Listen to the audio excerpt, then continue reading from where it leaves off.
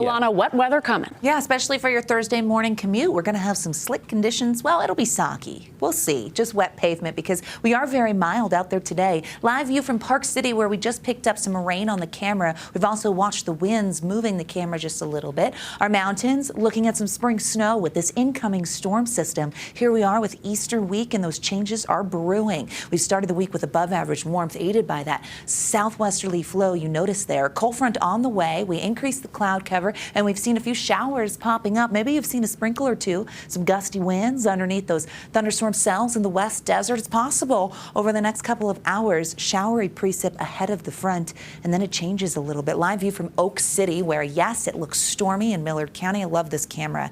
Always tells the story, and we've seen that in a few different portions of the state. 70s for the I-15 corridor. It's now 66 in Salt Lake. We were sitting in the low 70s. Clouds moved in. We got a little wind and temps dropped. 70s in Logan. Logan's warmer than Salt Lake. That will tell you something's going on. Mid-60s in Provo, upper 60s in the Basin, 75 on the eastern side of the state in Moab and Grand County. As we look at those numbers over the next several hours, mostly cloudy skies with those temperatures by ABC4 News at 10 at 60 degrees. This is going to be just ahead of the cold front, which we anticipate will cross through Utah and northern Utah early morning hours, including your morning commute. Clouds and Ivans, as they sit in the 80s, they've backed off of heating as well. Thunderstorm threat tomorrow because this is going to be a valley rain mountain snow event. Incorporates the Wasatch Front, central Utah, and the south.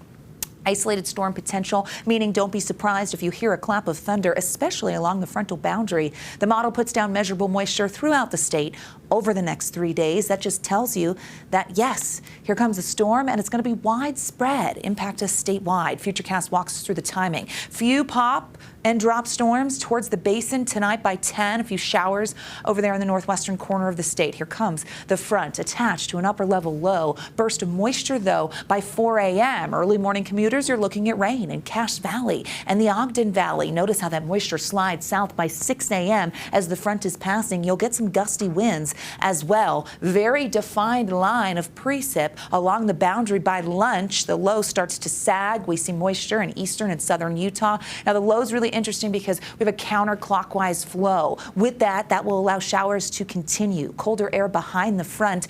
And what I'm going to note here, Friday morning with the counterclockwise flow and the path of this low, we could see some downslope winds. So easterly wind potential for canyon areas. If you know, you know. That includes places like Davis County, Salt Lake County. The low on the move.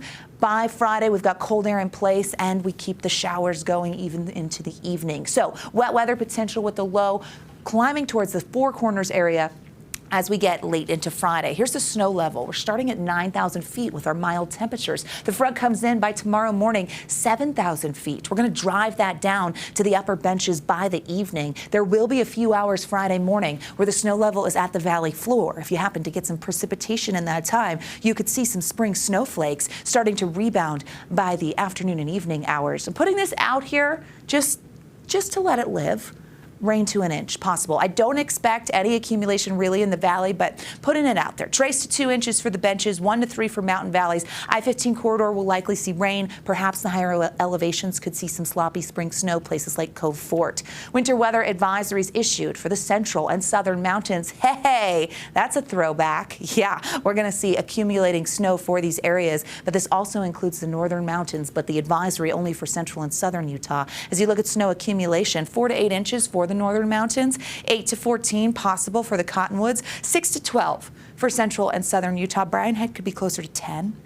Merger of two storms here. Why are we dealing with this storm? Well, here's the answer. That low is bringing moisture in. This low is bringing in colder air. They come together over the Beehive State, and we get a statewide storm. We'll see unsettled conditions for Easter weekend, but temperatures will rebound for the holiday, so we'll be a little warmer. But don't get comfortable because a trough will send a few waves our way the beginning of next week, so Easter Monday, and then into the midweek, potential for some showers is there. Something we'll watch and, of course, keep you posted. How about a 20 to 25 degree temperature drop? That's what's in store tomorrow. Don't at me. I didn't pick this. We do have thunderstorm potential, 60s, 50s, and 70s on the eastern side of the state, 74 in St. George, so actually closer to where they should be this time of year. But then into Friday, 50s, winds, wet weather, slight chance Saturday, nice for the holiday. Here's the Wasatch Front. We follow a similar pattern. The regional forecast for Easter brings wet weather Friday, slight chance Saturday, drying into Sunday. That's what we see on the 7-day here. 50s to 60s and some wet weather. 50s. We were 80s last week.